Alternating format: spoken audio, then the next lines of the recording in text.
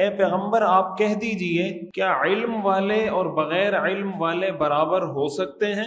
دیکھیں، ایک عام آدمی دو دلیلوں کے درمیان فیصلہ نہیں کر سکتا کہ کون سی دلیل مضبوط ہے کون سی مضبوط نہیں ہے.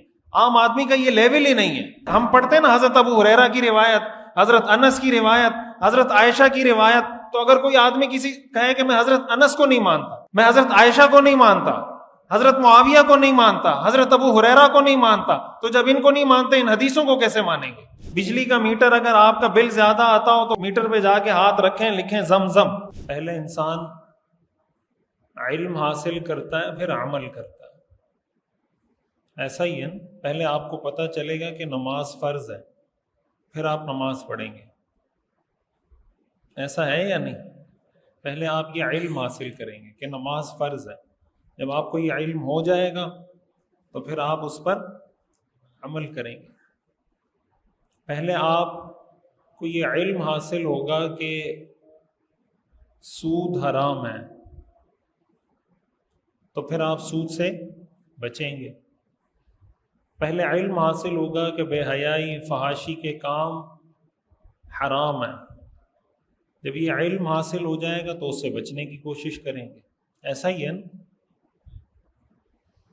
تو عمل کی جو پہلی سیڑھی ہے وہ یہ ہے کہ علم حاصل کیا جائے. اس کا مطلب یہ ہوا کہ اسلام پر ہم عمل اس وقت کر سکتے ہیں جب ہمیں اسلام کے بارے میں علم ہو. اب ظاہر ہے علم کی جب ہم بات کرتے ہیں تو اب علم دو طرح کے ہوتے ہیں. دین کا جو علم ہے یا اسلام کا جو علم ہے، آپ اس کو یہ کہہ سکتے ہیں کہ اس کے دو لیول ہیں. ایک علم کا لیول ہوتا ہے عام آدمی کا، اور ایک علم کا لیول ہوتا ہے ایک عالم کا، ایک مفتی کا، ایک فقیہ کا، اور دین میں اعلیٰ درجے کی مہارت رکھنے والے کا.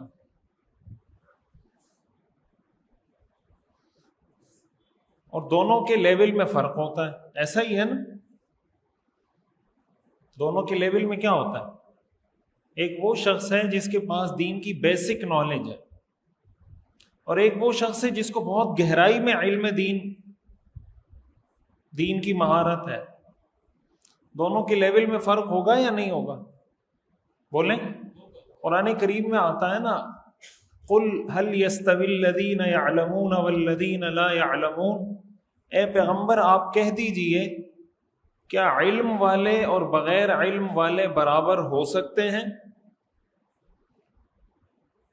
یہ قرآن میں اللہ تعالیٰ نے سوال کیا ہے کہ کیا علم والے اور بغیر علم والے برابر ہو سکتے ہیں. اس سوال کا کیا مطلب ہے؟ اس سوال کا کیا مطلب ہے کہ برابر نہیں ہو سکتے. یہ سوال نہیں ہے، یہ سوال انداز تو سوال کا ہے، لیکن سوال یہ ایسا ہی ہے کہ کوئی آدمی جانتے بوجھتے آ کے کسی کو ٹکر مار دے. دیکھ رہا ہے آپ کو، آپ سامنے سے آ رہے ہیں، بائک پہ آ رہے ہیں، پیدل آ رہے ہیں، اور وہ دیکھ کے آ کے آپ کو ٹکر مار دے. تو ہم اس سے کہتے ہیں نا کہ اندھا ہو گیا ہے کیا؟ کہتے ہیں نہیں کہتے؟ اندھا ہو گیا ہے کیا؟ نظر نہیں آ رہا؟ تو وہ آگے سے کہے کہ جی اندھا ہو گیا ہوں، یا نہیں اندھا نہیں ہوا. تو پھر آپ شاید اس سے ایک سوال اور بھی کریں گے کہ مجھے لگتا ہے تو پاگل بھی ہو گیا. میں تو یہ سمجھ رہا تھا کہ اندھا ہے، تو صرف اندھا نہیں بلکہ پاگل بھی ہو گیا. اس لیے کہ یہ جو میں نے کہا اندھا ہو گیا یہ سوال نہیں ہے. کیا خیال ہے؟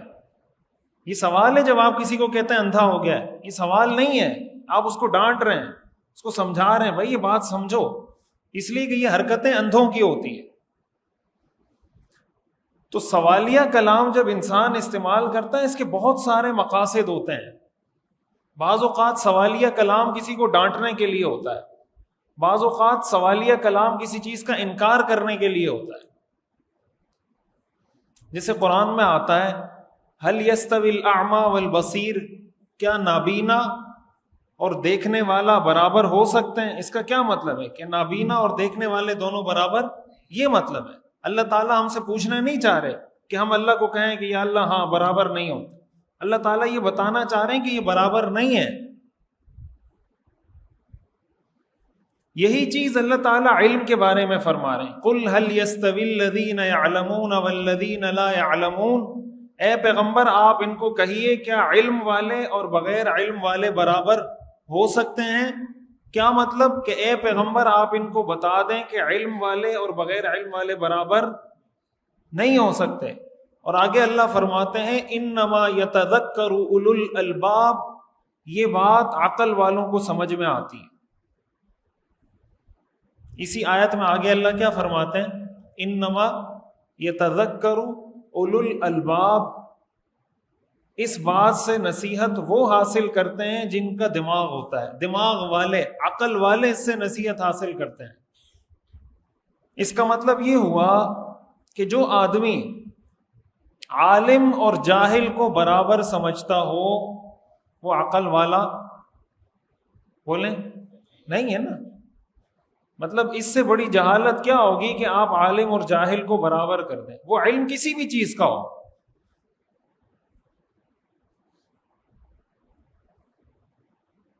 بھائی مثال کے طور پر پائلٹ ہے نا، ایک آدمی اس نے فلائنگ سیکھی ہوئی ہے کہ جہاز کیسے اڑایا جاتا ہے، ایک آدمی اس نے نہیں سیکھی ہوئی، دونوں برابر ہیں۔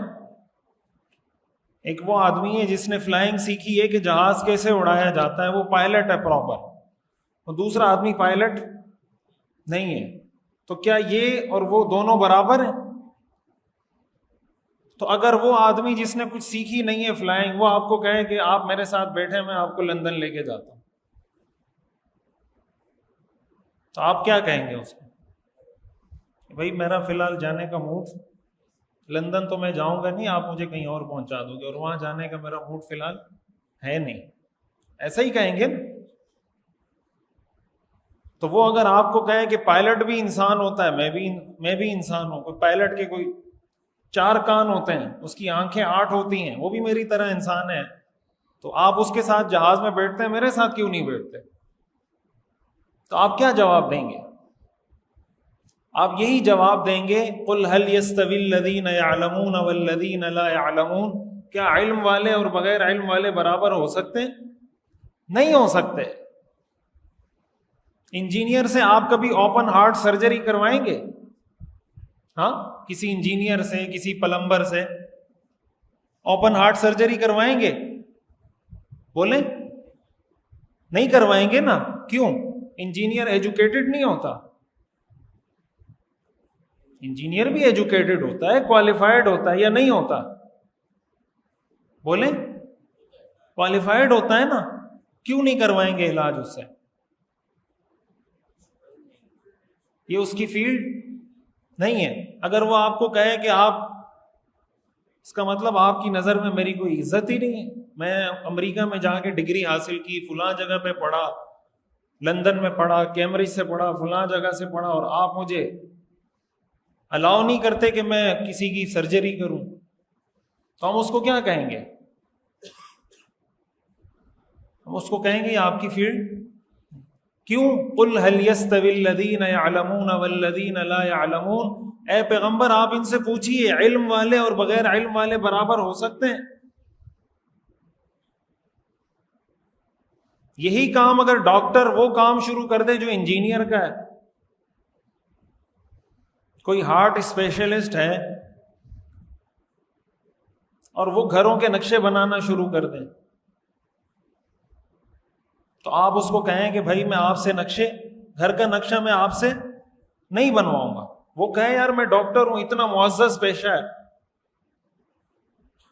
اتنا معزز، اتنا مقدس پیشہ ہے، ہم انسانوں کی جان بچاتے ہیں، تو جب اتنا مشکل کام میں کر سکتا ہوں تو نقشے بنانا تو اس سے آسان کام ہے، تو میں وہ کیوں نہیں کر سکتا؟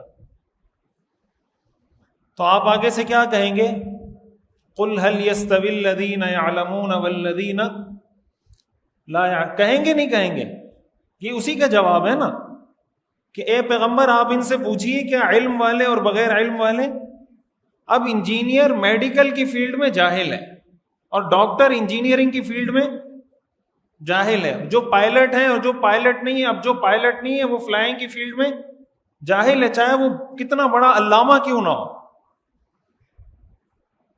اب آپ کسی مفتی صاحب سے بھی جب سر میں درد ہوگا یا بخار ہوگا یا پیٹ میں درد ہوگا تو علاج کسی مفتی صاحب سے بھی نہیں کروائیں گے. کیا خیال ہے کہ مفتی صاحب کے پاس آپ جائیں، آپ کہیں مجھے کوئی میڈیسن لکھ دیں، میرے پیٹ میں درد ہو رہا ہے، جائیں گے؟ وہ کسی اور کام کے لیے جاتا ہے وہ الگ چیز ہے. وہ تو لوگوں نے ویسے ہی وہ بنایا ہوا ہے نا، وہ موضوع پھر تبدیل ہو جائے گا. لیکن مثلا آپ جاتے ہیں کہ بھائی آپ مجھے کوئی میڈیسن لکھ کر دیں، میڈیسن لینے تو نہیں جائیں گے نا ڈاکٹر کے پاس کہ وہ آپ کو کہیں یہ میڈیسن لے لو صبح شام فلاں فلاں، یہ اینٹی بایوٹک لے لو. یہ مولوی صاحب کی فیلڈ نہیں ہے. اور اگر وہ کرے گا تو یہ اس کا کرنا غلط ہے اور اس کے پاس جانے والا یہ بھی غلط ہے. یا تو جانے والے کو جانا نہیں چاہیے تھا، یا اگر جانے والا گیا ہے تو اس مفتی صاحب کو اس کو دوائی لکھ کر دینی نہیں چاہیے تھی. یا تو اس میں اتنی عقل ہونی چاہیے تھی کہ یہ مفتی صاحب کی فیلڈ نہیں ہے، یا پھر مفتی صاحب میں اتنی عقل ہونی چاہیے تھی کہ یہ میری فیلڈ نہیں ہے. کیوں؟ قل هل يستوي الذين يعلمون والذين لا يعلمون. اے پیغمبر آپ ان سے پوچھئے کیا علم والے اور بغیر علم والے برابر ہو سکتے ہیں؟ نہیں ہو سکتے برابر. ایک وہ آدمی ہے جس کو ناظرہ قرآن کریم پڑھنا آتا ہے، ایک وہ آدمی ہے جس کو ناظرہ قرآن کریم پڑھنا نہیں آتا. کیا دونوں برابر ہو سکتے ہیں؟ ایک وہ آدمی ہے جو عربی زبان پڑھ سکتا ہے، ایک وہ آدمی ہے جو عربی زبان نہیں پڑھ سکتا. کیا دونوں برابر ہو سکتے ہیں؟ ایک وہ آدمی ہے جو حدیث پڑھ سکتا ہے عربی میں، دوسرا وہ آدمی ہے جو حدیث عربی میں نہیں پڑھ سکتا. کیا یہ دونوں برابر ہو سکتے ہیں؟ ہو سکتے ہیں؟ ہمارے ہاں ہو سکتے ہیں، ہمارے ہاں ہو سکتے ہیں. ہو نہیں سکتے، بلکہ اور تھوڑا ایک سٹیپ اور آگے. ہمارے ہاں یہ ہے کہ جاہل اور عالم برابر نہیں ہو سکتے، بلکہ جاہل کا مرتبہ عالم سے زیادہ ہے. کہتے ہیں نا جادو وہ جو سر چڑھ کے بولے، جادو وہ جو سر چڑھ کے بولے. ہم بھی کہتے ہیں نہیں برابر نہیں ہے، عالم اور جاہل برابر ہم بھی مانتے ہیں، لیکن ایسے مانتے ہیں کہ جاہل کا مرتبہ عالم سے زیادہ ہے. برابر تو نہیں ہوا ہے نا؟ کیا خیال ہے بھائی؟ جب آپ یہ کہہ دیں گے کہ جاہل کا مرتبہ عالم سے زیادہ ہے تو برابر ہوئے؟ نہیں ہوئے نا برابر. ہمارے ہاں یہ تصور ہے کہ ہم بھی یہ کہتے ہیں کہ جاہل اور عالم برابر نہیں ہے، جاہل عالم سے بہتر ہے.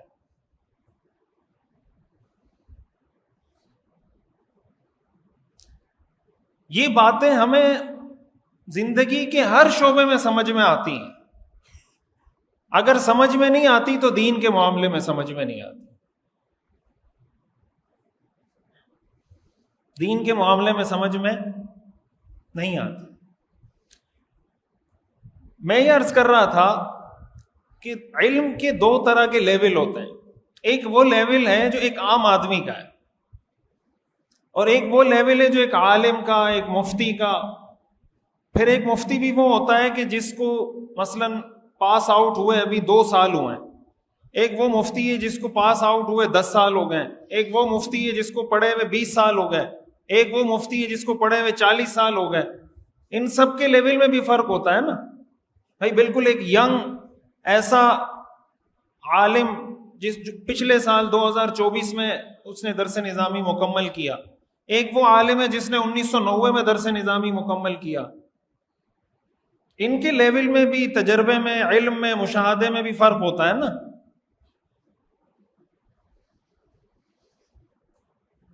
تو ایک بات ہمیں اچھے طریقے، یہ کامن سینس کی بات ہے، یہ کوئی راکٹ سائنس نہیں ہے.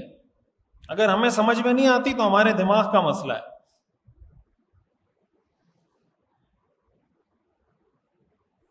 ایک عام آدمی کو یہ بات سمجھنی چاہیے کہ میرے علم کا جو لیول ہے اس میں، اور ایک صحیح مستند عالم دین، صحیح مستند مفتی کے علم میں زمین آسمان کا فرق۔ یہی وجہ ہے کہ ایک مسئلہ آپ کسی عام آدمی سے پوچھیں وہ آپ کو جواب نہیں دے سکے گا، وہی مسئلہ آپ کسی مفتی صاحب سے پوچھیں وہ آپ کو جواب دے دے گا۔ ایسا ہی ہے نا بھائی، آپ سے نماز میں کوئی غلطی ہو گئی کہ سجدہ صاحب ہوگا یا نہیں ہوگا، مجھے وضو میں شک ہو رہا ہے تو میرا وضو ہے یا نہیں، کوئی بھی مسئلہ ہو، کاروبار کا مسئلہ ہو، نکاح کا، طلاق کا، میراث کا، ایک عام آدمی آپ کو نہیں بتا سکتا، لیکن ایک مفتی، صحیح مفتی کے پاس جائیں گے تو وہ آپ کو بتا دے گا۔ ایسا ہی ہے نا، وہ کیوں نہیں بتا پاتا ایک عام آدمی کہ اس کے پاس اس کا علم ہی نہیں ہے اور یہ اس کی فیلڈ نہیں ہے۔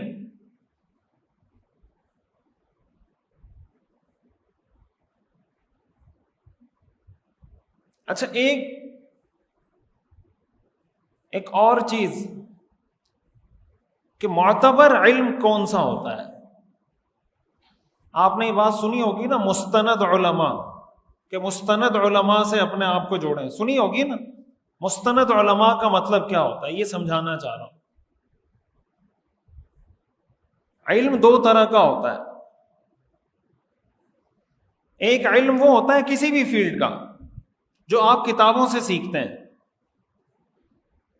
مثال کے طور پر میڈیکل کی فیلڈ ہے، ایک آدمی ہے جو 20 سال تک میڈیکل کی کتابیں پڑھتا ہے، لیکن پراپر کسی میڈیکل یونیورسٹی میں اس نے ایڈمیشن نہیں لیا، پراپر پڑھا نہیں، ہاؤس جاب نہیں کی، کوئی پریکٹس نہیں کی، 20 سال اس نے میڈیکل فیلڈ کی کتابیں پڑھی یا حکمت کی کتابیں پڑھی۔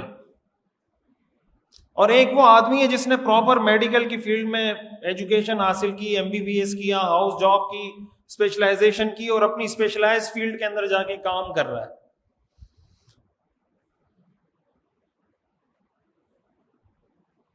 تو مستند ڈاکٹر کون سا ہوگا؟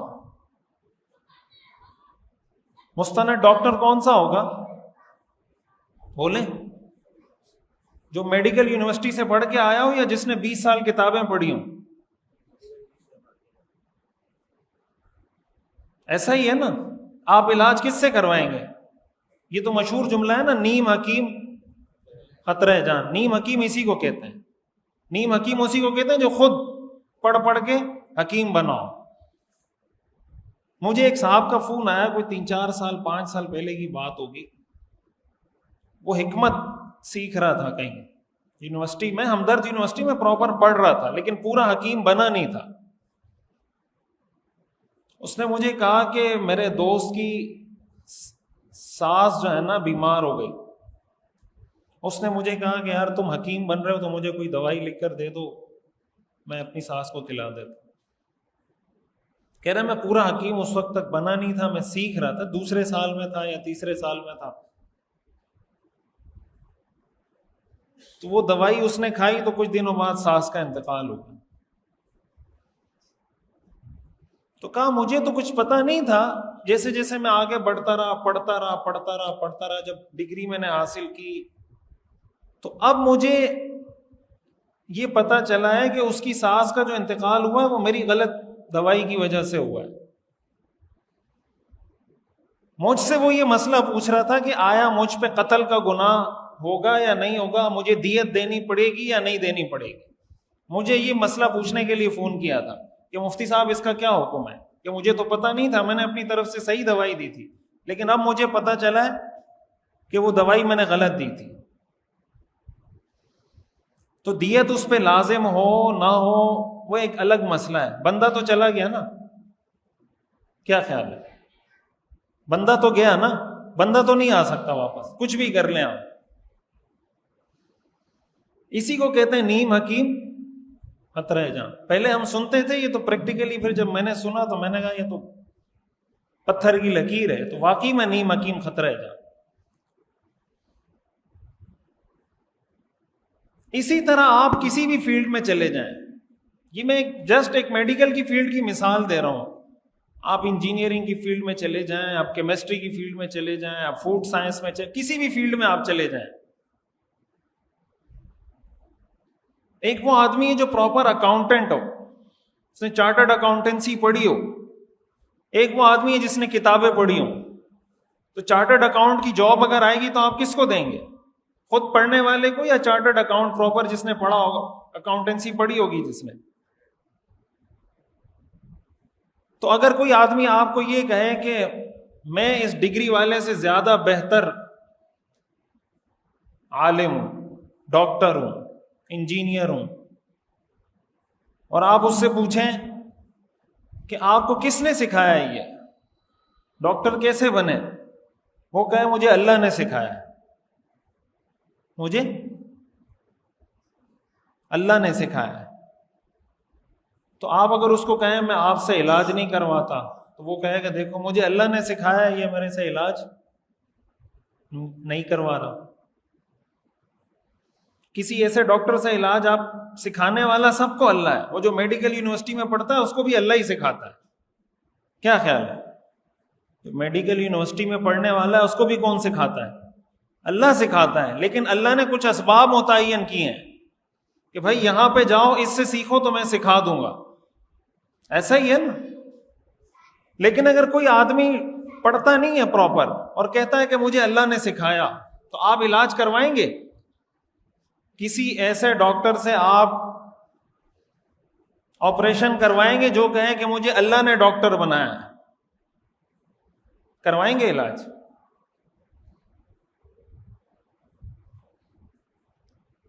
اس کو کہتے ہیں مستند ڈاکٹر. ایک عطائی ڈاکٹر ہوتا ہے نا، عطائی ڈاکٹر ہوتا ہے، ایک مستند ڈاکٹر ہوتا ہے جس کے پاس ڈگری ہوتی ہے. تو عطائی ڈاکٹروں کے پاس ہم نہیں جاتے، اور ہمارے سامنے کتنے واقعات ہیں کہ کوئی عطائی ڈاکٹر غلط انجیکشن لگا دیا، یہ کر دیا، وہ کر دیا، کتنے واقعات ہیں.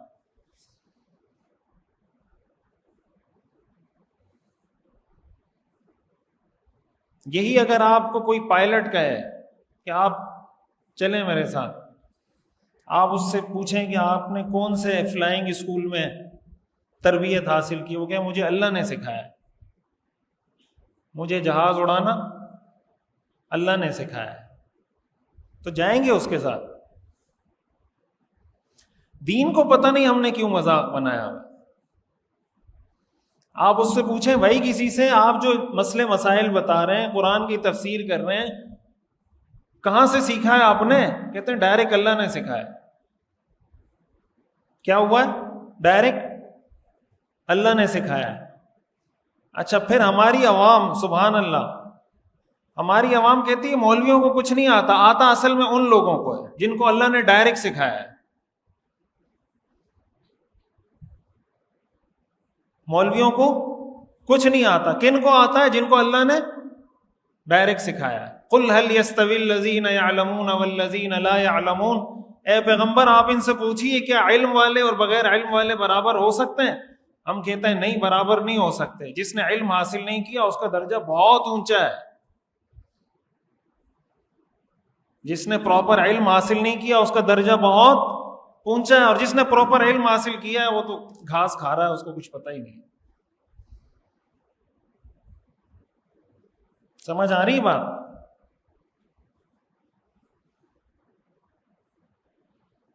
اب اگر کسی کو یہ کہا جائے نا،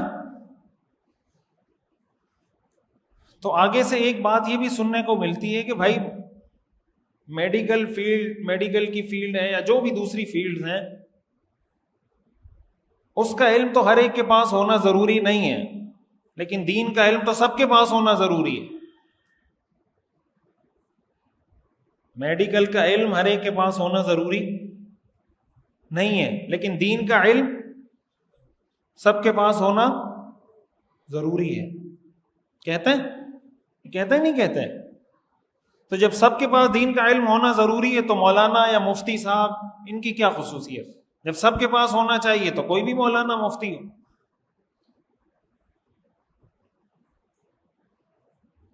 تو یہ بات تو علماء بار بار کہتے ہیں کہ دین کا علم سب کے پاس ہونا چاہیے. میں آپ سب کو بھی دعوت دیتا ہوں کہ آپ سب بھی دین کا علم حاصل کریں. کیا خیال؟ یہی تو ہماری دعوت ہے. علماء آپ کو پتہ ہے ہر جگہ یہی دعوت دیتے ہیں، بھائی بچوں کو حافظ بناؤ، عالم بناؤ، دیتے ہیں دعوت؟ نہیں دیتے؟ ان کی کوئی بات مانتا ہے؟ بہت مانتے ہیں لوگ، لیکن کم لوگ مانتے ہیں۔ تو اگر دین کا علم حاصل کرنا سب کے لیے ضروری ہے تو حاصل کیوں نہیں کرتے؟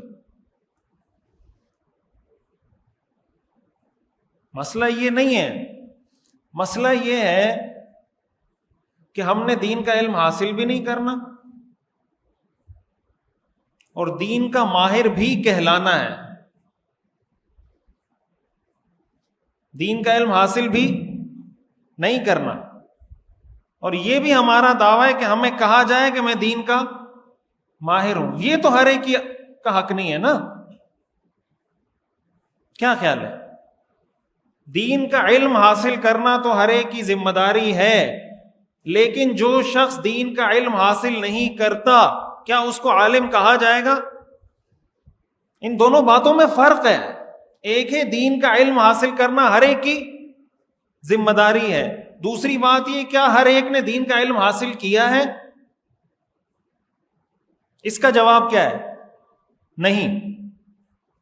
ایک ہے کہ دین کا علم ہر ایک کی ذمہ داری ہے، اس میں تو کسی کو کوئی شبہ نہیں ہے۔ دوسرا سوال یہ کہ کیا ہر ایک نے دین کا علم حاصل کیا ہے؟ اس کا جواب کیا ہے؟ نہیں۔ تو جب نہیں اس کا جواب ہے تو پھر دین بتانا کس کا کام ہوگا؟ جس نے علم حاصل کیا ہوگا۔ کیوں؟ قل هل يستوي الذين يعلمون والذين لا يعلمون، اے پیغمبر آپ ان سے کہہ دیجئے کیا علم والے اور بغیر علم والے برابر ہو سکتے ہیں؟ اللہ فرماتے ہیں انما يتذکر اولو الالباب، یہ باتیں عقل والوں کو سمجھ میں آتی ہیں، ان باتوں سے عقل والے نصیحت حاصل کرتے ہیں۔ یہ ساری عقل کی باتیں، کامن سینس کی باتیں اللہ تعالیٰ یہ بتانا چاہ رہے ہیں کہ یہ کوئی راکٹ سائنس نہیں ہے کہ آپ کو سمجھانی پڑے یہ بات، اگرچہ آج ہمیں سمجھانی پڑ رہی ہے، آج ہمیں یہ بات سمجھانی پڑ رہی ہے، ایسے سمجھانی پڑ رہی ہے جیسے کوئی راکٹ سائنس ہو، حالانکہ نہیں ہے، یہ بات کامن سینس کی ہے، یہ بات سمجھانی پڑ رہی ہے آج مسلمان کو، ایک عام نوجوان کو بتانی پڑ رہی ہے کہ بھائی دین کو تختہ مشق مت بنائیں، دین کی تشریح کرنا، دین کی تفصیلات بیان کرنا، دین کو پورا ڈیٹیل کے ساتھ بیان کرنا یہ ہر ایک کا کام نہیں ہے۔ ایک عالم کے علم میں اور ایک عام آدمی کے علم میں فرق ہوتا ہے۔ اس شخص کے علم میں جس نے کتابیں پڑھ کے علم حاصل کیا ہو اور اس شخص کے علم میں جس نے پراپر اساتذہ سے پورا پڑھا ہو، ان دونوں کے علم میں زمین آسمان کا فرق ہوتا ہے۔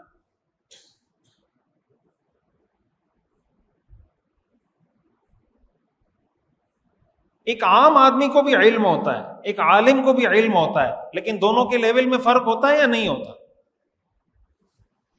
ایک عام آدمی کو بھی کچھ تو علم ہوتا ہے، یہ فرض ہے، یہ حرام ہے، یہ واجب ہے، یہ سنت ہے، اس سے سجدہ صاحب واجب ہوگا، اس سے وضو ٹوٹ جائے گا، ایک عام آدمی کو پتہ ہوتا ہے۔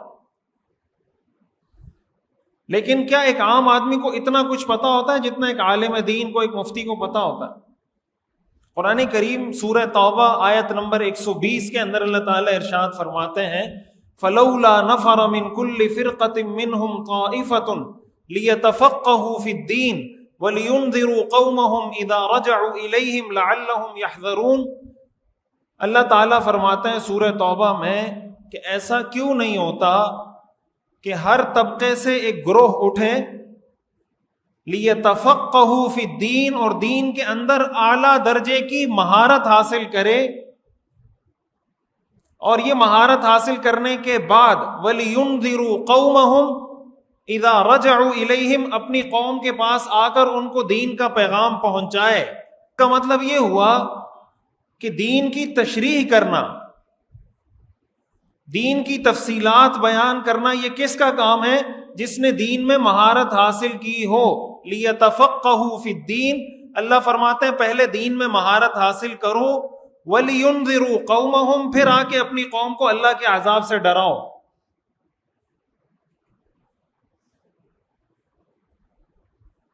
عموماً ایک آیت پیش کی جاتی ہے، اس کا تعلق بھی علم کے ساتھ ہے۔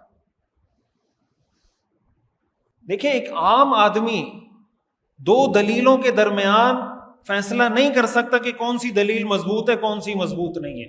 عام آدمی کا یہ لیول ہی نہیں ہے. حدیث میں آتا ہے رسول اللہ صلی اللہ علیہ وسلم نے ارشاد فرمایا بلغوا عنی ولو آیا، کہ اگر ایک آیت بھی آتی ہو وہ آگے پہنچا دو. ایک آیت بھی آتی ہو تو وہ آگے پہنچا دو. اب اس حدیث کو پیش کر کے یہ کہا جاتا ہے، یہ آپ کو بھی علم کا اور بغیر علم کا فرق سمجھانے لگا ہوں کہ فرق کیا ہوتا ہے. ایک عالم کسی حدیث کو کسی آیت کو کس طرح دیکھتا ہے، کیسے اس کی تشریح کرتا ہے، ایک غیر عالم کیسے دیکھتا ہے. بلغوا عنی ولو آیا کا مطلب ظاہری مطلب یہ ہے کہ بھئی کسی کو کوئی ایک آیت بھی آتی ہو، اس کا ترجمہ آتا ہو، اس کی تفسیر آتی ہو، وہ آگے پڑھانا شروع کر دے. یہ مطلب بظاہر سمجھ میں آتا ہے نا کہ ایک آیت بھی ہو تو آگے پہنچا دو، مطلب اس کی تشریح ترجمہ، یہ مفہوم بظاہر سمجھ میں آتا ہے نا. لیکن کیا قرآن کریم اس حدیث کا کیا یہی مطلب ہے؟ اب دیکھیں قرآن کریم کی ایک آیت کی تشریح قرآن کریم کی دوسری آیتوں سے ہوتی ہے. قرآن کریم کی بعض آیات کی تشریح حدیث سے ہوتی ہے، حدیث کی بعض احادیث کی تشریح دوسری حدیثوں سے ہوتی ہے. ایسا ہی ہے نا بھائی. مثال کے طور پر ہم پڑھتے ہیں نا صراط الذین انعمت علیہم، اے اللہ میں ہمیں ان لوگوں کے راستے پہ چلا جن پر آپ نے انعام کیا.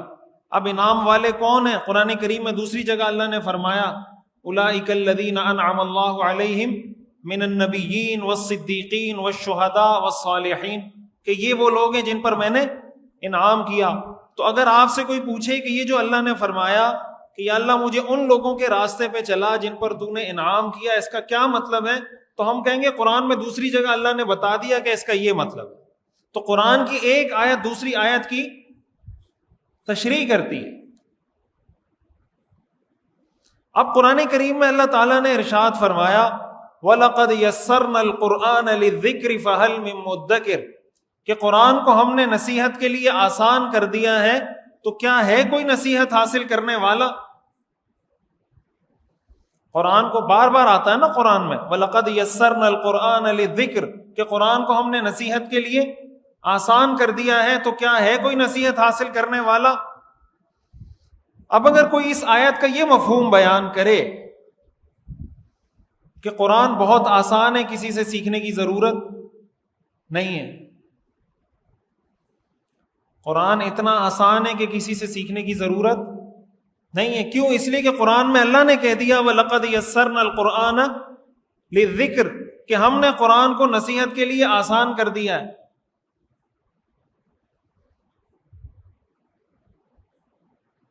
اب ہوتا کیا ہے، اس طرح کی آیات یا احادیث جب پیش کی جاتی ہیں عام لوگوں کو جو کنفیوز کیا جاتا ہے، کئی دفعہ تو ایسا ہوتا ہے کہ آیت یا حدیث کا ترجمہ ہی غلط ہوتا ہے. ایک نہیں، اس کی 20 مثالیں ہمارے سامنے. اپنی براہ راست ہم نے ایسے لوگوں کو دیکھا ہے، سنا ہے، بات چیت کی ہے، وہ آیت کا ترجمہ غلط کرتے ہیں، حدیث کا ترجمہ غلط کرتے ہیں. اب عام آدمی کو پتہ چلتا ہے کہ یہ حدیث کا ترجمہ صحیح کر رہا ہے یا غلط کر رہا ہے، آیت کا ترجمہ صحیح کر رہا ہے یا غلط، پتہ چلتا ہے عام آدمی کو. اب اللہ تعالیٰ نے اس آیت میں یہ فرمایا کہ ہم نے قرآن کو آسان کیا للذکر، نصیحت کے لیے. یہ بھی تو اسی آیت کا حصہ ہے نا، وَلَقَدْ يَسَّرْنَا الْقُرْآنَ للذکر، قرآن کو ہم نے آسان کیا کس مقصد کے لیے؟ بولیں، نصیحت حاصل کرنے کے لیے. فَهَلْ مِن مُدَّكِرٍ، تو کیا کوئی نصیحت حاصل کرنے والا ہے؟ اس کا مطلب یہ ہوا قرآن کریم کی وہ آیات آسان ہیں جن کا تعلق نصیحت کے ساتھ ہے. قرآن کریم کی وہ آیات آسان ہیں جن کا تعلق، مثال کے طور پر والدین کا ادب کرو، پڑوسیوں کا خیال رکھو، نماز پڑھا کرو، زکوٰۃ ادا کیا کرو، صدقہ دیا کرو. یہ نصیحت کی آیات ہیں. جھوٹ مت بولو، جھوٹوں پر اللہ کی لعنت ہے، سچ بولنا چاہیے، سچ بولنے والوں پر اللہ کی نعمتیں. یہ نصیحت کی آیات ہیں. اس کے لیے آپ کو کسی سے سیکھنے کی ضرورت نہیں. کیا خیال ہے بھئی؟ قرآن میں اگر لکھا ہوا ہے لا تقل لہما اف، والدین کے سامنے اف بھی مت کہو، یہ آپ کو کسی سے سیکھنے کی ضرورت ہے؟ اگر آپ ترجمہ بھی پڑھ لیں گے سمجھ میں آ جائے گا نا. کیا خیال ہے؟ سمجھ میں آ جائے گا اگر ترجمہ بھی پڑھ لیں گے. کیوں؟ اس لیے کہ اس کا تعلق نصیحت کے ساتھ. وَاخْفِضْ لَهُمَا جَنَاحَ الذُّلِّ مِنَ الرَّحْمَةِ، اللہ فرماتے ہیں اپنے والدین کے سامنے اپنے آپ کو جھکا دو. اب جب اس آیت کا ترجمہ آپ پڑھیں گے آپ کو خود سمجھ میں آ جائے گا کہ کیا مطلب ہے اس کا. لیکن اس کا یہ مطلب نہیں ہے کہ قرآن کی ساری آیتیں آسان ہیں. اس کا یہ مطلب بولیں نہیں ہے. اور یہ بھی قرآن میں اللہ نے بتایا ہے، یہ بھی قرآن میں اللہ نے بتایا کہ ساری آیتیں آسان بولیں نہیں ہیں. اگر ساری آیتیں آسان ہیں تو قل هل يستوي الذين يعلمون والذين لا يعلمون کا کیا مطلب؟ اور پھر یہ جو سورہ توبہ کی میں نے آیت پڑھی کہ اللہ تعالیٰ فرماتے ہیں کہ ایسا کیوں نہیں ہوتا کہ ہر جماعت سے ایک گروہ اٹھے اور دین کے اندر اعلیٰ درجے کی مہارت حاصل کرے اور وہ مہارت حاصل کرنے کے بعد لوگوں کو دین سکھائے. ایسا کیوں نہیں ہوتا؟ اس کا کیا مطلب ہے کہ کچھ ایسے لوگ ہونے چاہیے جو دین کے اندر اعلیٰ درجے کی مہارت حاصل کریں گے. تو مہارت اسی وقت حاصل کریں گے جب یہ ہر ایک کے بس کی بات نہیں ہوگی. اگر ہر ایک کے بس کی بات ہے تو مہارت حاصل کرنے کا کیا مطلب؟ یہ جو حدیث میں آتا ہے، صحیح بخاری کی حدیث ہے، یہ میں آپ کو بتا رہا ہوں. آیت کو آیت سے جوڑیں گے، حدیث کو حدیث سے جوڑیں گے، حدیث کو آیت سے جوڑیں گے تو پتہ چلے گا اس حدیث کا مطلب کیا ہے. اب ہمارے لوگ کیا کہتے ہیں، یہ بات سمجھا سمجھا کے ہم لوگ تھک گئے لوگوں. وہ کہتے ہیں مولویوں کی دکانیں بند ہو رہی. مولویوں کی، بھائی میں یہاں بیان کرنے آیا ہوں، اپنی گاڑی میں آیا ہوں، اپنا پیٹرول لگا کر آیا ہوں، اپنا وقت. میرا ابھی رات کو 1 بجے دوسری جگہ بیان ہے اور ابھی 11 بجے جامعۃ الرشید میں ایک اور پروگرام ہے. 11 بجے سے 12 بجے تک میں نے وہ پروگرام کرنا ہے. پھر 12 بجے نکلوں گا بفر زون میں، 1 بجے دوسرا بیان ہے اور ابھی یہاں بیان کے لیے آیا ہوں. یہاں بھی اپنے پیٹرول سے آیا ہوں، وہاں بھی اپنے پیٹرول سے جاؤں گا. آپ پوچھ لیجئے گا اگر کوئی انتظامیہ سے میں نے کوئی ڈیمانڈ کی ہو کہ مجھے پیسے چاہیے یا فیول کے پیسے کوئی ڈیمانڈ کی ہو تو پوچھ لیجئے گا. کون سی دکانیں ہماری بند ہو رہی ہیں بھائی؟ اپنا فیول لگا کے آ رہے ہیں، اپنا وقت لگا کے آ رہے ہیں سمجھانے کے لیے کہ دین کو سمجھیں. آپ اگر نہیں سمجھیں گے تو میرا کیا نقصان ہو جائے گا؟ یا علماء کا، میرا مطلب علماء کا کیا نقصان ہو جائے گا؟ کوئی دکانداری کا مسئلہ نہیں ہے. دکانداری کا مسئلہ ان لوگوں کا ہے جن کی دکانداری مولوی چلنے نہیں دیتے.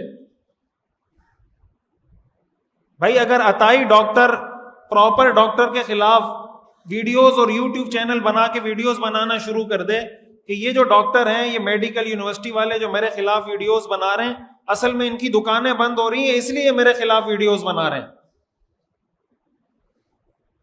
یہ میڈیکل یونیورسٹی والے میرے خلاف ویڈیو اس لیے بنا رہے ہیں کہ میری وجہ سے ان کی دکانیں بند ہو رہی ہیں. تو کامن سینس رکھنے والا آدمی یہی کہے گا کہ اس کی دکان بند نہیں ہو رہی بلکہ اس کی وجہ سے تمہاری دکانیں کیا ہوں گی؟ بند ہوں گی. تم اس لیے چیخ رہے ہو اتنا. ایسا ہے یا نہیں بھائی؟ عطائی ڈاکٹر بھی ویڈیو بنائے اور پراپر ڈاکٹر بھی ویڈیو بنائے تو کس کی وجہ سے کس کی دکان بند ہوگی؟ عطائی ڈاکٹر کی وجہ سے پراپر جو ڈاکٹر ہے اس کی دکان بند ہوگی یا پراپر ڈاکٹر کی ویڈیوز کی وجہ سے عطائی ڈاکٹر کی دکان بند ہوگی؟ لیکن اگر عطائی ڈاکٹر یہ کہہ دیں کہ میں 2 نمبر ڈاکٹر ہوں تو دکان تو ویسے ہی بند ہو جائے گی. اور چلو جو ڈاکٹر ہوگا اس نے تو کوئی کلینک کھولا ہوگا، کوئی کماتا ہوگا، کوئی فیسز لیتا ہوگا. مولوی صاحب نے تو دکان بھی نہیں کھولی.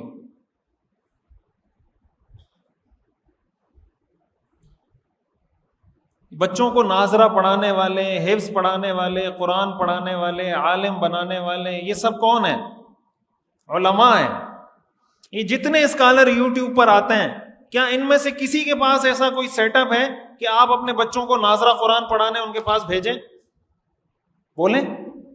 یہ جتنے اسکالر یوٹیوب پر آتے ہیں مولویوں کو گالیاں دیتے ہیں, ان میں سے کسی کے پاس ایسا کوئی سیٹ اپ ہے کہ پورے پاکستان کے لوگ آج یہ اعلان کر دیں کہ ہمارا مولویوں سے بائیکاٹ, مولویوں سے بائیکاٹ, ہم کسی مولوی کے پاس نہیں جائیں گے. بچے کو ناظرہ قرآن تو پڑھانا ہے نا, تو انجینئر صاحب سے کہیں انجینئر صاحب اب آپ میرے بچے کو 25 کروڑ عوام ہے, 25 کروڑ عوام کے بچوں کو آپ ناظرہ قرآن پڑھانا ہے, بندے بھیجیں. پھر پروفیسر صاحب سے کہیں پروفیسر صاحب 25 کروڑ عوام ہے, بچوں کو حفظ کرانا ہے, بندے بھیجیں پورے پاکستان میں. کوئی سیٹ اپ ہے کوئی سیٹ اپ کسی کے پاس علماء کے علاوہ؟ تو باتیں کرنے پہ تو کوئی پابندی نہیں ہے کسی کی طرف سے بھی, کوئی بھی کچھ بھی بول دے. پاکستان میں تو بالکل پابندی نہیں, اور جگہوں پہ تو شاید کوئی پابندی ہو, پاکستان میں تو کسی پر کوئی پابندی نہیں ہے, جس کے منہ میں جو آئے بول دیں. اور دینی معاملے میں تو بالکل نہیں ہے, دین کے معاملے میں تو ہر ایک آزاد.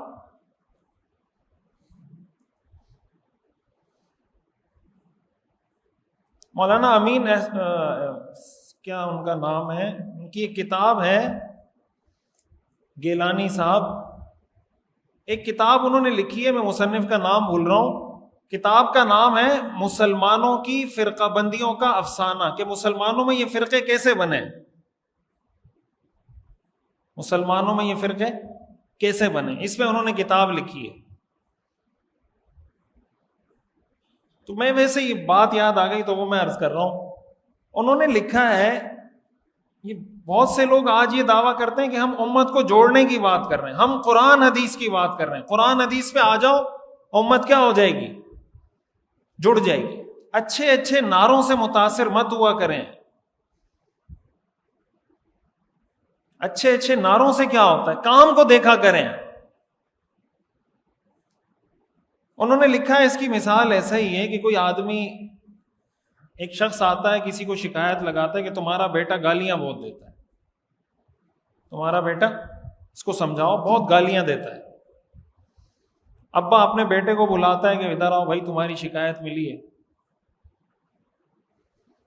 اب بیٹا کیا کرتا ہے, اپنے ابو کے سامنے 8-10 گالیاں دے دیتا ہے کہ کس فلاں فلاں فلاں فلاں کے بچے نے یہ کہا ہے, کس فلاں فلاں فلاں فلاں کے بچے نے یہ کہا ہے, میں تو گالیاں دیتا ہی نہیں ہوں. بولیں, اگر بیٹا باپ کو یہ کہے کس فلاں فلاں کے بچے نے یہ کہا ہے کہ یہ گالیاں دیتا ہے, میں تو گالیاں دیتا ہی, تو دیتا ہے یا نہیں دیتا؟ بولیں, دیتا ہے گالیاں نہیں دیتا؟ تو اگر وہ کہے ابا میں تو دیتا ہی نہیں ہوں, تو ابا اس بات کو مانے گا کہ ہاں یہ کہہ رہا ہے میں نہیں دیتا, یا جو 50 گالیوں کی گردان سنائی ہے اس کو دیکھے گا, یہ اب میرے سامنے کیا کر رہا تھا. یہ ٹائٹل ہے کہ میں گالیاں نہیں دیتا, یہ کیا ہے, ٹائٹل ہے کہ میں گالیاں نہیں دیتا. اور ریالٹی کیا ہے, دیتا ہے یا نہیں دیتا؟ تو آپ ریالٹی کو دیکھیں گے, ٹائٹل کو دیکھیں گے.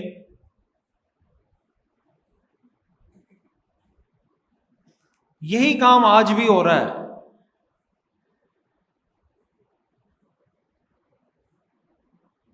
کہتے مولوی کس سے کہانیاں کروا رہے ہیں, کس سے سنا رہے ہیں. مقصد یہ کہ جب تک میں یہ کہوں گا نہیں تو میرے قصے کہانیاں کون سنے گا؟ بھائی قصے کہانیاں آپ کروا رہے ہیں, قصے کہانیاں مولوی نہیں کروا رہے, قصے کہانیاں آپ کروا رہے ہیں. اس لیے کہ مولوی دین کی وہ تشریح پیش کرتا ہے جو تشریح دین کی صحابہ نے کی ہے. اگر کسی بدبخت کی نظر میں صحابہ ہی معتبر نہیں ہے, ہماری نظر میں اس کی 2% کی ویلیو نہیں ہے. جو آدمی کسی بھی صحابی کے بارے میں کوئی بھی بے ادبی کا جملہ بولتا ہو, ہماری نظر میں اس کی کوئی حیثیت نہیں ہے. اس لیے کہ یہ دین ہمیں صحابہ نے سکھایا. بھائی ہمیں کس نے کہا کہ یہ قرآن وہ قرآن ہے جو اللہ کے رسول پہ نازل ہوا؟ کس نے بتایا ہمیں؟ یہ جو صحیح بخاری میں ساری حدیثیں ہیں, صحیح مسلم میں ساری حدیثیں ہیں, صحاح ستہ میں ساری حدیثیں ہیں, یہ ساری حدیثیں ہمیں کس نے پہنچائی ہیں؟ بولیں تو اگر کوئی بدبخت اٹھ کے صحابہ کو گالیاں دیتا ہو، کبھی کسی صحابی کو، کبھی حضرت معاویہ کو، کبھی دوسرے صحابی کو، اور وہ یہ کہے کہ میں جو دین کی تشریح کر رہا ہوں، بھائی تو دین کو زیادہ سمجھتا ہے یا جس نے حضور سے براہ راست دین سیکھا تھا وہ دین کو زیادہ سمجھتا ہے؟ تو جب صحابہ کو آپ بیچ میں سے نکال دیں گے تو دین میں بچے گا کیا؟ پھر آپ کے پاس کوئی گارنٹی اس بات کی نہیں ہے کہ یہ وہ قرآن ہے یا نہیں جو اللہ کے رسول پہ نازل ہوا تھا، اس لیے کہ یہ قرآن آپ اس وقت اس کو ٹھیک مانیں گے، پہلے آپ کو صحابہ کو ٹھیک ماننا پڑے گا۔ اگر صحابہ کو ٹھیک نہیں مانیں گے، اس قرآن کو ٹھیک ماننے کی کوئی دلیل نہیں ہے ہمارے پاس۔ ہم اس قرآن کو قرآن اسی لیے کہتے ہیں کہ ہمیں صحابہ نے کہا ہے کہ یہ قرآن ہے، ہمیں صحابی نے کہا۔ ہم پڑھتے ہیں نا حضرت ابو ہریرہ کی روایت، حضرت انس کی روایت، حضرت عائشہ کی روایت، تو اگر کوئی آدمی کسی کہے کہ میں حضرت انس کو نہیں مانتا، میں حضرت عائشہ کو نہیں مانتا، حضرت معاویہ کو نہیں مانتا، حضرت ابو ہریرہ کو نہیں مانتا، تو جب ان کو نہیں مانتے ان حدیثوں کو کیسے مانیں گے؟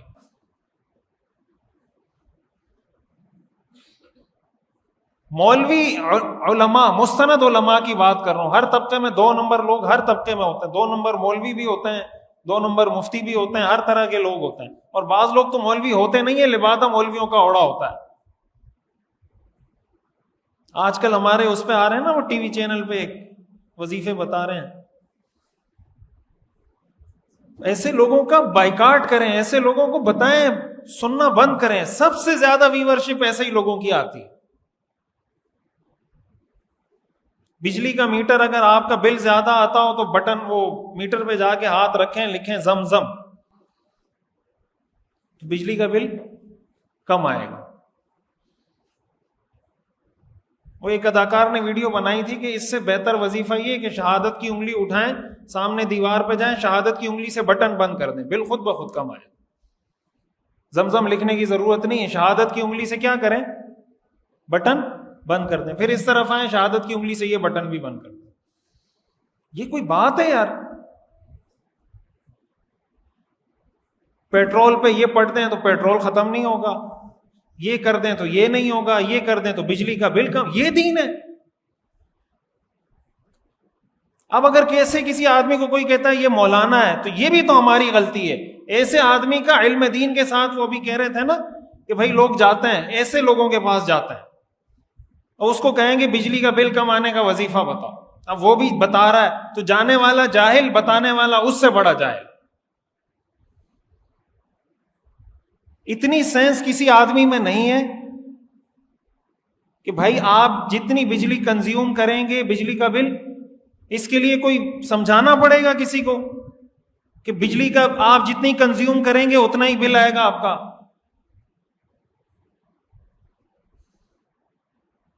تو اب پہلی بات یہ، سوال کرنے والے نے سوال کیوں کیا؟ اور اگر سوال کرنے والے نے سوال کیا، جواب دینے والے نے جواب دیا، اس کا مطلب جواب دینے والا سوال کرنے والے سے بڑا جاہل ہے۔ امام ابو حنیفہ رحمۃ اللہ علیہ کے بارے میں آتا ہے، کہیں کتاب میں نے پڑھا تھا، کہیں کوئی بندہ جا رہا تھا تو اس کو کسی نے، بارش ہو رہی تھی، کیچڑ تھا، تو امام ابو حنیفہ نے فرمایا کہ بھائی خیال سے جاؤ، کہیں پھسل نہیں جاؤ۔ تو اس شخص نے کہا میں پھسل گیا تو کوئی مسئلہ نہیں، آپ خیال کرنا آپ نہ پھسل جائیں، آپ اگر پھسل گئے پوری قوم، پوری امت پھسل جائے گی، آپ اگر پھسل گئے تو پوری قوم۔ تو علماء میں یہ تو عالم بھی نہیں ہے، ایک درجہ بھی نہیں پڑھا ہوا، یہ جو وظیفے بتا رہے ہیں کچھ بھی نہیں پڑھا ہوا، کچھ بھی نہیں پڑھا ہوا۔ علماء کرام کا ایسے لوگوں کے ساتھ کوئی تعلق نہیں ہے، نہ ان لوگوں کا علم دین کے ساتھ کوئی تعلق ہے۔ علم دین کا مطلب وظیفے بتانا نہیں ہوتا، یہ جو میں یہاں بیٹھ کے تقریر کر رہا ہوں، میں آپ کو وظیفے بتا رہا ہوں، یہ دین کا علم ہے۔ علماء کا کام وظیفے بتانا نہیں ہوتا۔ وظیفہ تو ایسا ہی ہے جیسے حکمت ہے یا میڈیکل کی فیلڈ ہے یا انجینئرنگ کی فیلڈ ہے، یہ وظیفے بتانا دیندار ہونے کی نشانی بھی نہیں ہوتی۔ بھائی ایک حکیم ہے، حکیم کو آپ کیا سمجھتے ہیں؟ حکیم حکمت کی وجہ سے دیندار تو نہیں سمجھتے اس کو، کیا خیال ہے؟ حکمت کی وجہ سے ہم کہتے ہیں بہت دیندار آدمی ہے، حکیم ہے. تو وظیفے بتانے والا بھی آپ سمجھیں ایک حکیم ہے. ہو سکتا ہے وہ فاسق فاجر آدمی ہو سکتا ہے دیندار ہو، وظیفے بتانے کا علم دین کے ساتھ کوئی تعلق نہیں ہے. یہ بات سمجھیں اچھے طریقے سے. ہو سکتا ہے کوئی جاہل آدمی وظیفے بتا رہا ہو سکتا ہے کوئی عالم بتا رہا ہو سکتا ہے کوئی 2 نمبر آدمی بتا رہا ہو سکتا ہے کوئی 1 نمبر آدمی بتا رہا ہو. وظیفے بتانا، تعویذ بنا کے دینا، عملیات کرنا، یہ بھی اسی طرح کا ایک بزنس ہے، اسی طرح کا ایک کام ہے جیسے کوئی حکمت ہے، انجینئرنگ ہے، کوئی فیلڈ ہے. جیسے ان چیزوں کا دین کے ساتھ براہ راست کوئی کنیکشن اس طرح کا نہیں ہے کہ آپ اس فیلڈ کی وجہ سے اس کو دیندار کہیں، اسی طرح ان لوگوں کا بھی دین کے ساتھ ایسا کوئی کنیکشن نہیں ہے کہ آپ اس کی داڑھی ٹوپی پگڑی کی وجہ سے دیندار کہنا شروع کر دیں اس کو. ہمارے ہاں تو دینداری کا معیار ہی کل ملا کے یہ ہے، کسی کے نزدیک معیار یہ کہ داڑھی ہو، کسی کے نزدیک معیار یہ کہ پگڑی پہنی ہوئی ہو، بس پگڑی پہنی ہوئی ہو، داڑھی ہو اور شلوار قمیص ہو تو یہ مولانا صاحب. ہمارے لوگ مسئلے پوچھتے ہیں نا داڑھی والوں سے، کوئی داڑھی والا مل جائے نا مسئلے پوچھنا شروع، مولانا صاحب یہ مسئلہ بتائیں. بھائی ہر داڑھی والا مولوی نہیں ہوتا، ہر پگڑی والا مولوی نہیں ہوتا. بھائی یہ علم داڑھی میں رکھا ہوا ہے.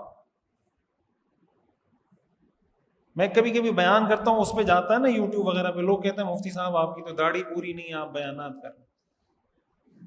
اب کیا کریں، نہیں ہے، اللہ نے نہیں بنائی، جیسی بنائی ہے ویسی. تو بھائی داڑھی یہ نہیں کہ اب یہ داڑھی چھوٹی ہے تو تھوڑا علم ہے، داڑھی بڑی ہو جائے گی تو علم بڑھ جائے گا، تھوڑی اور داڑھی بڑی ہو جائے گی تو اور. ہاں داڑھی رکھنا لازم ہے، واجب ہے، لیکن اس کا علم دین کے ساتھ. اس کا یہ مطلب نہیں کہ جس کی داڑھی ہوگی وہ عالم دین ہوگا.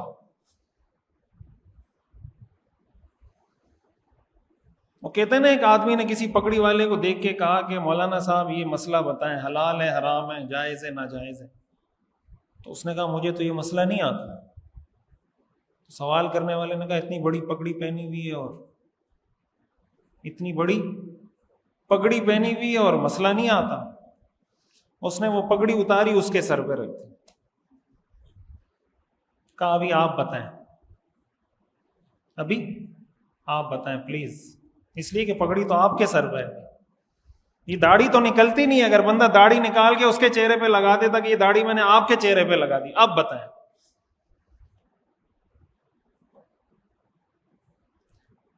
تو داڑھی پگڑی ہونا، ٹوپی ہونا، یہ سارے شریعت کے احکام ہیں. کوئی فرض ہے، کوئی واجب ہے، کوئی مستحب ہے، کوئی سنت ہے، الگ الگ احکام ہیں.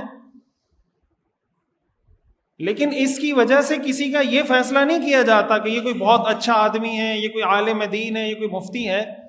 حضرت عمر رضی اللہ تعالیٰ عنہ کے بارے میں آتا ہے کہ انہوں نے ایک شخص کے بارے میں کسی سے سوال کیا کہ یہ کیسا آدمی ہے، تو دوسرے آدمی نے بتایا کہ بہت اچھا آدمی ہے. یہی حضرت عمر نے فرمایا تمہیں کیسے پتا ہے؟ تم نے کبھی اس کے ساتھ سفر کیا ہے، کوئی ٹریول کیا ہے اس کے ساتھ کبھی؟ تو اس نے کہا نہیں. تو کبھی اس کے کوئی لین دین ہوا ہو، کوئی چیز خریدی ہو، بیچی ہو، قرض لیا ہو، دیا ہو، کبھی ایسا ہوا ہے؟ تو اس نے کہا نہیں. حضرت عمر نے فرمایا کبھی اس کے پڑوس میں رہے ہو، پڑوسی بن کے؟ تو اس نے کہا نہیں.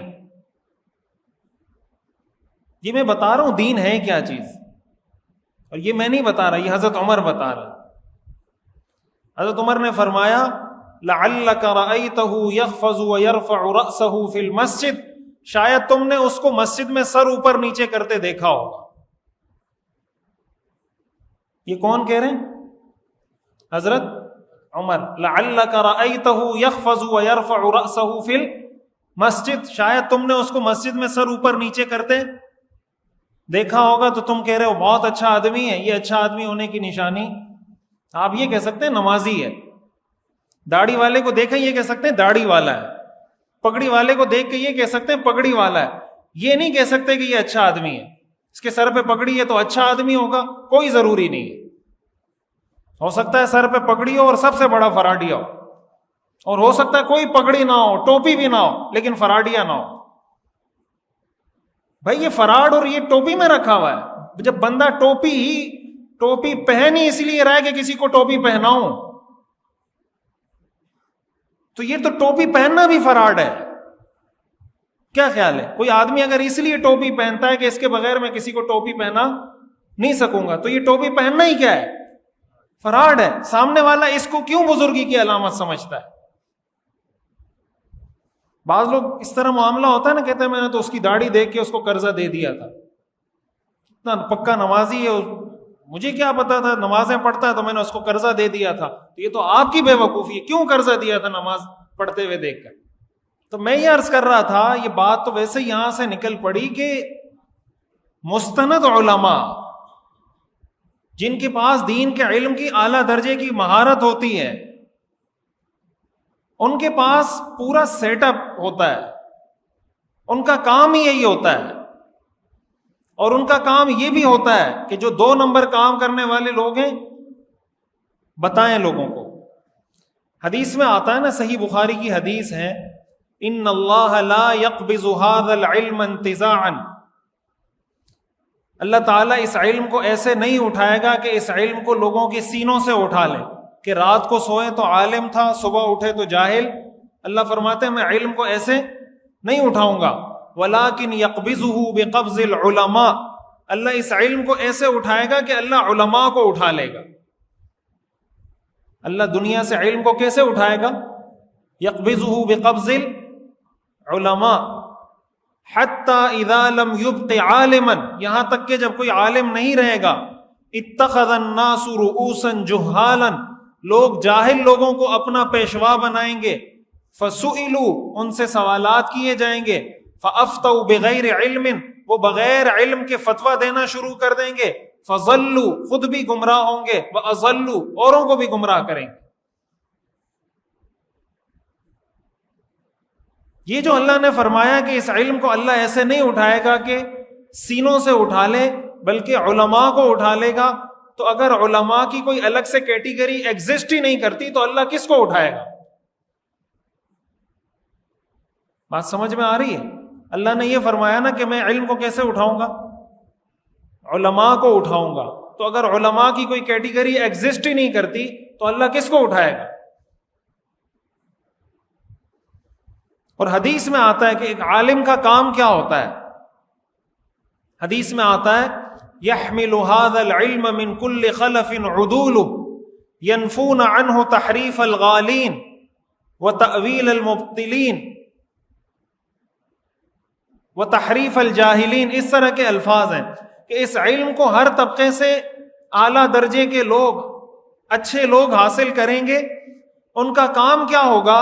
ان کا کام یہ ہوگا ینفون عنہ تحریف الغالین، کہ جو غلو کرنے والے ہیں دین میں، شدت، غلو، مبالغہ کرنے والے ہیں، وہ اس کی نفی کریں گے کہ اس کا دین کے ساتھ کوئی تعلق نہیں ہے. بھائی شریعت میں ہر چیز کی حد ہے نا. مثال کے طور پر کوئی آدمی کام کاج کچھ نہیں کرتا، 24 گھنٹے نماز پڑھتا رہتا ہے، اس کی شریعت اجازت دیتی ہے؟ 24 گھنٹے نماز پڑھتا رہے، شریعت اجازت دیتی ہے؟ یہ غلو ہے. تو ایک عالم دین یہی کہے گا کہ بھائی تم 24 گھنٹے نماز، یہ عالم کا کام ہے. بعض اوقات ایسا ہوتا ہے کہ کچھ لوگ نا وظیفے پڑھنا شروع کر دیتے ہیں. کسی نے درود شریف پڑھنا شروع کیا، کسی نے کوئی، اب وہ پڑھے جا رہے ہیں 1 لاکھ مرتبہ، 2 لاکھ مرتبہ، 3 لاکھ مرتبہ. اس کے بعض اوقات اثرات ہونا شروع ہو جاتے ہیں. اب میرے پاس ایک صاحب آیا، اس نے پتہ نہیں بہت زیادہ، یعنی سمجھے اس نے وقف کیا ہوا تھا اپنے آپ کو ہر وقت درود شریف پڑھنے کے لیے. میرے پاس آیا اور اس طرح کی باتیں کر رہا تھا، مجھے ایسے لگا کہ کوئی اس کے نفسیاتی مسائل ہیں. تو کہا مفتی صاحب میں اتنی، مجھے بھی تعداد یاد نہیں ہے، مانسیرا گیا تھا، وہاں مانسیرا میں ایک صاحب ملے، تو میں کیا کروں، کتنی دفعہ درود شریف پڑھوں؟ میں نے کہا کم کر دو تھوڑا سا، یہ جتنا پڑھ رہے ہو اس کو کم کر دو. وہ کہہ رہا ہے عجیب آدمی ہے آپ، لوگ کہتے ہیں درود شریف زیادہ پڑھو، آپ کیا کہہ رہے ہیں کم کر دو؟ یہ تو اچھا ہے، گستاخی کا فتویٰ نہیں لگایا میرے. بھائی درود شریف پڑھنا اچھی بات ہے لیکن اس کی ایک لمٹ ہے. نماز پڑھنا اچھی بات ہے لیکن اس کی ایک لمٹ ہے. 24 گھنٹے آپ نماز پڑھیں گے، شریعت کا اس سے کوئی تعلق نہیں ہے. حدیث میں آتا ہے نا کہ صحابہ 3-4 صحابہ حضور کے گھر گئے، حضور کے معمولات پوچھے کہ آپ گھر میں کیا کرتے ہیں، تو آپ کی ازواج مطہرات نے بتا دیا کہ آپ کے یہ معمولات ہیں، آپ آتے ہیں، کھانا کھاتے ہیں، پھر سو جاتے ہیں، پھر اٹھتے ہیں، تہجد پڑھتے ہیں، ایک روٹین جو بھی تھی بتا دی۔ حدیث میں آتا ہے صحابہ نے اس کو کم سمجھا، یعنی یہ سمجھا کہ اللہ کے رسول تو معصوم ہے، بخشے بخشا ہے، تو اس لیے حضور کے معمولات کو اتنے زیادہ نہیں ہے رات کو گھر میں، لیکن ہم تو امتی ہیں، ہمیں زیادہ عبادت کرنی چاہیے۔ تو 3 صحابہ تھے، 3 نے الگ الگ قسمیں کھا لی۔ ایک صحابی نے قسم کھائی کہ میں ساری زندگی روزے رکھوں گا، ساری زندگی روزے رکھوں گا، کوئی دن بھی بغیر روزے کے میرا نہیں گزرے گا ساری زندگی۔ دوسرے صحابی نے قسم کھائی کہ میں ساری زندگی رات کو سوؤں گا نہیں، پوری رات تہجد پڑھوں گا۔ تیسرے صحابی نے قسم کھائی کہ میں مرتے دم تک شادی نہیں کروں گا، بس عبادت کروں گا۔ حضور علیہ الصلوۃ والسلام کو پتہ چلا، حضور نے ان کو بلایا، کہا مجھے پتہ چلا ہے کہ تم نے اس طرح کی قسمیں کھائی ہیں۔ انہوں نے بتایا بالکل۔ آپ نے فرمایا اصوم و افطر، میں روزہ بھی رکھتا ہوں اور کبھی کبھی بغیر روزے کے بھی رہتا ہوں، کچھ دن روزے رکھ لیتا ہوں، کچھ دن نہیں رکھتا، یعنی رمضان کے علاوہ، رمضان کے روزے تو فرض ہیں، رمضان کے علاوہ کبھی روزے رکھ لیتا ہوں، کبھی نہیں رکھتا۔ اسی طرح میں رات کو سوتا بھی ہوں اور نماز بھی پڑھتا ہوں، وَأَتَزَوَّجُ النِّسَاءَ، اور میں عورتوں سے شادی بھی کرتا ہوں۔ یہ جو حدیث آپ بار بار نکاح کے خطبے میں سنتے ہیں نا، من رغب عن سنتی فلیس منی، یہ آپ نے اس موقع پہ فرمایا تھا کہ جس نے میری سنت سے اعراض کیا اس کا مجھ سے کوئی تعلق نہیں۔ یعنی حضور نے یہ کہا کہ اگر تم نے یہ طے کر لیا ہے کہ میں ساری زندگی رات کو تہجد پڑھوں گا، سوؤں گا نہیں، یہ طے کر لیا ہے کہ ساری زندگی میں روزے رکھوں گا، یہ طے کر لیا ہے کہ میں ساری زندگی شادی نہیں کروں گا، جس آدمی نے یہ کام کیا اس کا مجھ سے کوئی لینا دینا نہیں۔ اب تہجد پڑھنا کوئی گناہ کا کام ہے؟ روزے رکھنا کوئی گناہ کا کام ہے؟ تو انہوں نے اچھے کام کی نیت کی تھی، لیکن یہ غلو تھا۔ یہ کیا تھا؟ غلو تھا، حد سے تجاوز تھا۔ قرآن نے منع کر دیا، حدیث میں منع کر دیا۔ تو حضور علیہ الصلوۃ والسلام نے یہ فرمایا کہ علماء کا کام کیا ہے؟ عالم کا پہلا کام یہ ہے کہ دین میں غلو کرنے والوں کو روکیں گے کہ یہ مت کرو، یہ تم حد سے آگے بڑھ رہے ہو۔ دوسرا کام وَتَأْوِيلَ الْجَاهِلِينَ، جاہل لوگ قرآن حدیث کی جو غلط تشریح بیان کریں گے، ایک عالم کہے گا کہ تم قرآن حدیث کی جو تشریح بیان کر رہے ہو یہ غلط ہے، یہ بھی عالم کا کام ہے۔ عالم کی بنیادی منصبی ذمہ داری ہے کہ قرآن حدیث کی غلط تشریح کرنے والے کو روکے کہ تم قرآن حدیث کی جو تشریح کر رہے ہو یہ غلط کر رہے ہو۔ بعض اوقات ہمارے لوگ اس سے متاثر ہوتے ہیں کہ اس نے قرآن کی آیت پڑھی، اس نے ریفرنس دیا، اس نے بخاری کی حدیث پڑھی۔ بھائی تمہیں کیا پتا بخاری کی اس حدیث کا مطلب کیا ہے، یا اس معاملے میں اور کون کون سی حدیثیں ہیں، یا اس بارے میں قرآن میں اور کون کون سی آیات ہیں کہ ان سب کو جمع کر کے ایک مفہوم نکالا جائے گا۔ یہ نہیں کہ ایک حدیث لی اس سے مفہوم نکال لیا، بلکہ ساری حدیثوں کو جمع کیا جاتا ہے ایک موضوع کی، پھر ان سب کو دیکھا جاتا ہے کہ ان سے کون سا ایسا مفہوم نکالا جائے کہ اس حدیث پہ بھی عمل ہو جائے، اس پہ بھی عمل ہو جائے، اس پہ بھی عمل ہو جائے۔ میں آپ کو ایک مثال دیتا ہوں سمجھانے کے لیے۔ اب یہ اس وقت کی یہ باتیں جو ہے نا اس وقت کی ضرورت بن گئی ہیں۔ اگر یہ مسئلے مسائل نہیں ہوتے تو میں آج آپ کو شب قدر کے فضائل سناتا، کوئی پریکٹیکل چیز بتاتا کہ یہ کریں اس سے اتنا ثواب ملے گا، یہ کچھ چیزیں بتاتا۔ لیکن اب بعض اوقات یہ لگتا ہے کہ اس سے زیادہ یہ بتانا اہم ہو گیا، اس لیے کہ عقیدہ، ایمان، نظریہ محفوظ ہوگا تو آگے جا کے باقی چیزیں ٹھیک ہوں گی نا۔ اگر عقیدہ اور نظریہ ہی خراب ہو جائے تو عمل کہاں سے ٹھیک ہوگا؟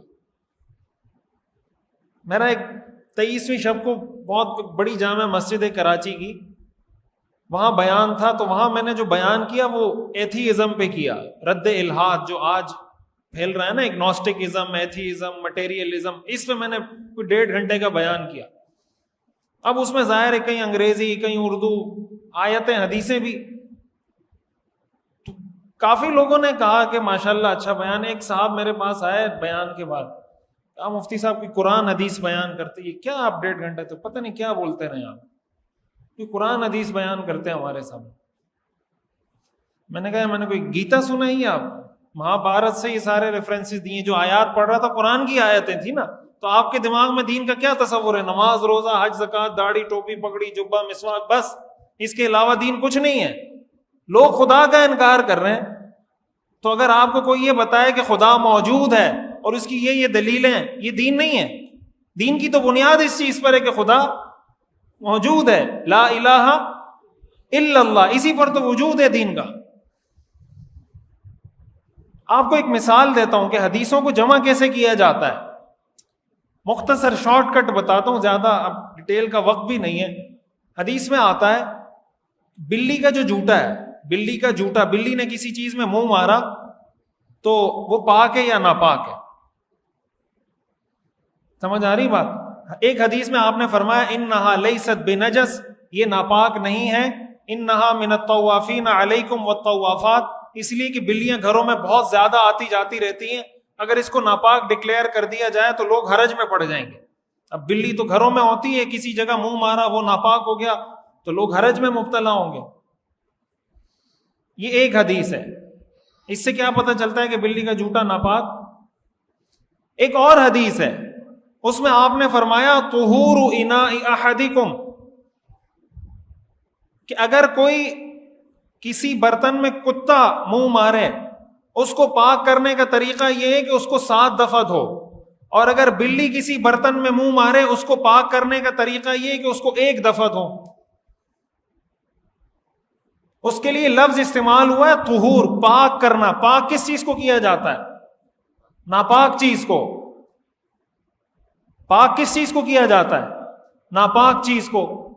اب 2 حدیثیں، ایک سے پتہ چلتا ہے کہ بلی کا جوتا نجس نہیں ہے، ایک سے کیا پتہ چلتا ہے کہ بلی کا جوتا نجس ہے. امام ابو حنیفہ رحمۃ اللہ علیہ نے ان دونوں حدیثوں کو جمع کیا اور فرمایا کہ بلی کا جوتا ناپاک تو نہیں ہے لیکن مکروہ ہے. کیا کہا کہ بلی کا جوتا ناپاک اس لیے نہیں ہے کہ حدیث میں کہہ دیا ناپاک نہیں. جب ناپاک کہہ دیا حدیث میں نہیں تو ہم کیسے کہہ سکتے ہیں؟ مکروہ اس لیے کہ ایک حدیث میں آپ نے یہ فرمایا کہ بلی کا جوتا اگر وہ بلی کسی برتن میں منہ مارے تو اس کو پاک کرنے کا طریقہ یہ کہ اس کو 1 دفعہ دھو. اس کا مطلب بالکل پاک بھی نہیں ہے. یہ بات سمجھ میں آ رہی ہے؟ اس لیے امام ابو حنیفہ رحمۃ اللہ علیہ نے فرمایا کہ اگر کسی کے پاس اس کے علاوہ کوئی پانی ہے تو اس سے وضو کر لے، لیکن اگر وہی پانی ہے تو اس سے وضو کر لے، کوئی مسئلہ نہیں. اب دونوں حدیثیں جمع ہو گئی نا، دونوں حدیثیں کیا ہو گئی؟ جمع ہو گئی. اب اگر کوئی آدمی آپ کے سامنے یا یہ حدیث پیش کرے یا وہ حدیث پیش کرے کہ دیکھیں بخاری میں یہ لکھا ہوا ہے کہ بلی کا جوتا ناپاک نہیں ہے اور امام ابو حنیفہ کہتے ہیں کہ بلی کا جوتا مکروہ ہے، ہم حدیث کی بات مانیں یا امام ابو حنیفہ کی بات مانیں؟ بھائی یہ امام ابو حنیفہ کی بات نہیں ہے، یہ بھی حدیث کی بات ہے، لیکن وہ حدیث آپ نے پیش نہیں کی. اور امام ابو حنیفہ کے سامنے دونوں حدیثیں تھی، انہوں نے دین کا وہ مفہوم نکالا کہ اس پہ بھی عمل ہو گیا اور اس پہ بھی عمل ہو گیا. اب ایک عام آدمی اگر یہ کہے کہ دیکھیں وہ امام وہ صحیح بخاری کی حدیث پیش کر رہا ہے، یہ کہہ رہے ہیں کہ امام ابو حنیفہ نے یہ کہا. بھائی امام ابو حنیفہ نے کہنے کا مطلب یہ نہیں کہ امام ابو حنیفہ نے اپنے گھر سے کوئی دین بنایا ہے. مطلب یہی ہوتا ہے آپ اگر کسی جگہ پہ جا کے کہیں کہ مفتی صاحب نے یہ بات بتائی ہے تو اس کا کیا مطلب ہوتا ہے کہ مفتی صاحب گھر میں بیٹھ کے دین بناتے رہتے ہیں پھر آ کے آپ کو سناتے ہیں؟ کیا مطلب ہوتا ہے؟ مفتی صاحب کی طرف منسوب کرنے کا مطلب یہ ہوتا ہے کہ دین کی یہ بات ہے. بات سمجھ میں آ رہی ہے؟ بھائی آپ سے کوئی پوچھتا ہے آپ کہاں پہ رہتے ہیں، یہ کون سی سوسائٹی ہے؟ Capital society. آپ کہیں میں کیپٹل سوسائٹی میں رہتا ہوں، وہ آپ کو کہے اچھا آپ پاکستان میں نہیں رہتے، میں تو سمجھا آپ پاکستان میں رہتے ہیں. آپ کی نظر میں کیپٹل سوسائٹی کی زیادہ عزت ہے یا پاکستان کی زیادہ عزت ہے؟ پاکستان زیادہ قابل قدر ہے یا کیپٹل سوسائٹی زیادہ قابل قدر ہے؟ تو آپ کیا کہیں گے؟ بھائی پاکستان ہمارا ملک ہے. تو وہ آپ کو کہے پھر آپ یہ کیوں نہیں کہتے کہ ہم پاکستان میں رہتے ہیں؟ اس کا مطلب آپ پاکستانی نہیں ہیں، آپ حنفی ہیں، محمدی نہیں ہیں. آپ حنفی ہیں، محمدی. ہم جب کہتے ہیں ہم حنفی ہیں، اس کا مطلب کیا ہوتا ہے؟ اس کا مطلب یہ ہوتا ہے کہ ہم قرآن اور حدیث کی اس تشریح کو معتبر مانتے ہیں جو تشریح امام ابو حنیفہ نے بیان کی. جب کوئی کہتا ہے میں شافعی ہوں، اس کا مطلب یہ ہوتا ہے کہ میں قرآن حدیث کی اس تشریح کو معتبر مانتا ہوں جو تشریح قرآن حدیث کی امام شافعی نے کی. یہ مطلب نہیں ہوتا کہ امام شافعی نے اپنی طرف سے کوئی دین بنایا کہ آپ شافعی ہو تو محمدی کیوں نہیں ہو.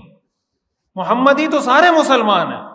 ہمارا کلمہ لا الہ الا اللہ محمد الرسول اللہ، یہ ہمارا کلمہ ہے. لیکن سوال یہ پیدا ہوتا ہے کہ دین کی ایک وہ تشریح ہے جو امام ابو حنیفہ نے کی، جو صحابہ کے شاگرد ہیں، تابعین کے شاگرد ہیں، اور دین کی ایک وہ تشریح ہے جو کوئی آج کا پروفیسر اٹھ کے کرتا ہے. تو آج کا جو پروفیسر اٹھ کے دین کی تشریح کرے گا، اس کی تشریح کو آپ مانیں گے تو آپ بن جائیں گے محمدی. 15ویں صدی کے کسی پروفیسر انجینئر کی بتائی ہوئی تشریح کو ماننے سے آپ بن جائیں گے محمدی، اور صحابہ اور تابعین کے دور کے ائمہ کی تشریح کو ماننے سے آپ بن جائیں گے حنفی. جو چاہے تیرا حسن کرشمہ ساز کرے، جو چاہے تیرا حسن کرشمہ ساز کرے. وہ کیا ہے کہ تیری زلف میں پہنچی تو حسن کہلائی، وہ تیرگی جو میرے نامہ اعمال میں تھی. بھائی میرے بال کالے ہوں تو کالے، تمہارے بال کالے ہوں تو حسن. میرے بال کالے ہوں تو کالے، تمہارے بال کالے ہوں تو حسن. وہ کہتے ہیں نا میرا کتا کتا تمہارا کتا ٹومی، میرا کتا کتا تمہارا کتا ٹومی. آج کے 15ویں صدی کے بندے کو فالو کریں. آپ جب 15ویں صدی کے بندے کو فالو کر رہے ہیں تو آپ ڈائریکٹ قرآن حدیث کو فالو کر رہے ہیں. نہیں، آپ ڈائریکٹ قرآن حدیث کو فالو نہیں کر رہے، آپ قرآن حدیث کی اس تشریح کو فالو کر رہے ہیں جو آج کا بندہ کر رہا ہے. اور 15ویں صدی والے کو فالو کرنے سے آپ پروفیسر ہی نہیں بنیں گے، آپ انجینئر ہی نہیں بنیں گے، آپ بن جائیں گے محمدی. اور امام ابو حنیفہ کی تشریح کو معتبر بننے سے آپ محمدی نہیں بن سکتے.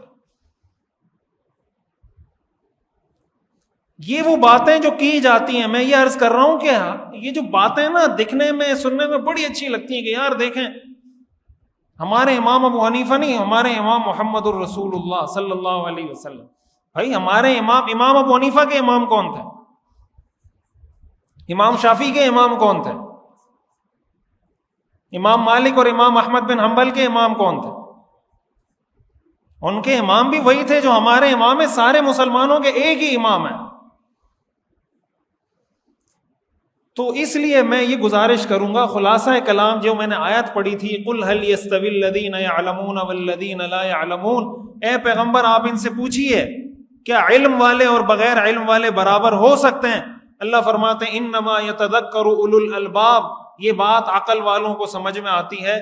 اللہ تعالی ہمیں فہم سلیم عطا فرمائے، اللہ تعالی ہمیں عقل عطا فرمائے، اللہ تعالی ہمیں صراط مستقیم پر چلائے. وآخر دعوانا ان الحمد للہ رب العالمین.